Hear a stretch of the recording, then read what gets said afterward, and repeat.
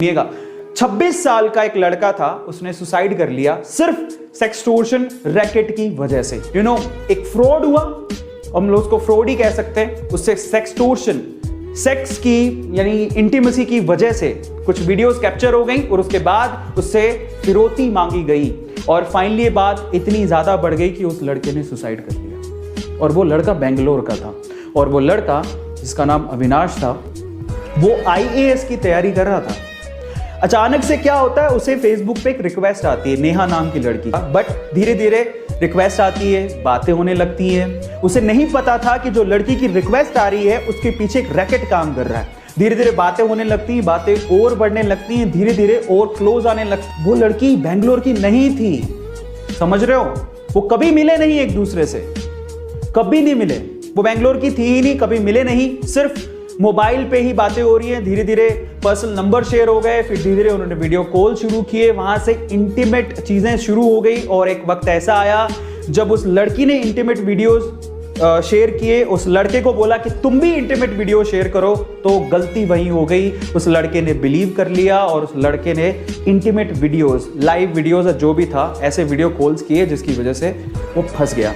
वो video record हो गए। कुछ दिनों बाद वो लड़की गायब और लड़की के पीछे जो रैकेट काम कर रहा था उसने अब उस लड़के को परेशान करना शुरू किया। वीडियो फॉरवर्ड किया और कहा कि आपने अगर इतने पैसे हमें नहीं दिए तो हम ये वीडियोस आपकी फैमिली को भेज देंगे या सोशल मीडिया पे डाल देंगे। जब ऐसा कुछ हुआ तो उसे ऐसा लगा कि यार अगर ये चीज पब्लिकली चली गई तो मेरी इज्जत का क्या होगा, घर पे मुझे लोग कैसे देखेंगे, मैं IAS की तैयारी करने आया हूं। ठीक है, एक ऐसा केस हुआ। उसने शुरू में पैसे दिए, उस पैसे, अब देखो जब भी आप पैसा देते हो ना तो उनकी भूख और बढ़ जाती है। तो जब उसने पैसे दिए शुरू में तो उन्होंने बोला कि उनका पेट भरा नहीं, उन्होंने कहा हमें और चाहिए। ऐसे करके वो पैसे मांगते गए, मांगता आया कि उससे संभला ही नहीं। अब उसके पास पैसे इतने कहां से होते। फाइनली उस लड़के ने ये सोचा कि शायद मैं अपनी जिंदगी खत्म कर लूं, तभी ये जो झंझट है वो खत्म होगा। और वो लड़का दुनिया को छोड़ के चला गया। शायद अगर ये सब नहीं होता तो आज वो IAS की प्रिपरेशन करके कहीं अच्छा IAS बन चुका होता और हमें एक अच्छा IAS देखने को मिलता। पूरी तरह से खत्म ही हो चुकी है कि फैमिली जिसने अपना 26 साल का नौजवान लड़का खो दिया, वो लड़की फिर से उसकी बहन को कांटेक्ट करती है, उसकी बहन को कांटेक्ट करती है और उसको बोलती है कि मैं अविनाश को देखे मुझे बहुत दिन हो गए, मैं अविनाश की बताया कि अविनाश की गर्लफ्रेंड मुझे उसे देखे बहुत दिन हो गए, ऐसा करके।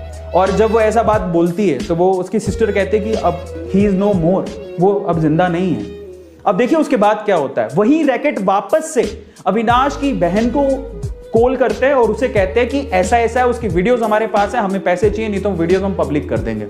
अब उसकी बहन थोड़ी समझदार थी, उसने पुलिस को ये केस रेफर किया कि ऐसा ऐसा कुछ हो रहा है मेरे भाई के साथ और मुझे लगता है कि उस सेक्सटोर्शन की वजह से उसकी जान गई है। फाइनली पुलिस ने पूछताछ की, समझ में आया कि वो लड़की एक्चुअली बेंगलोर की थी ही नहीं।